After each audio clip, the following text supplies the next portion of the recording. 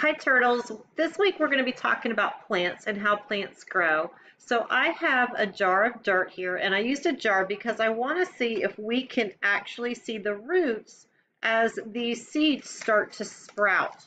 I've got some radish seeds here, and we're going to talk about also that some things grow under the soil and some things grow on top of the soil. And we know that to make a plant grow, we need a few things. We need sunshine, we need water, and we need soil, which acts like a blanket to keep things protected and warm.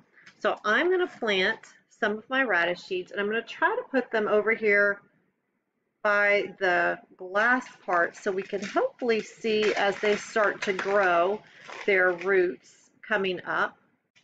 So I'm going to try to put them down. If you see what I'm trying to do is push them down by this glass. So hopefully we can see and spread a little bit more dirt on top. And then I'm going to just put some in the middle as well. And hopefully our radishes will start to grow just like the flower seeds that you got to plant. But I'm hoping we'll get to see all the parts of the plant this way. So there's a few seeds right there. I don't know if you can see them with the camera or not. So we're going to try to grow some radishes this week, and we're going to talk about how things grow. So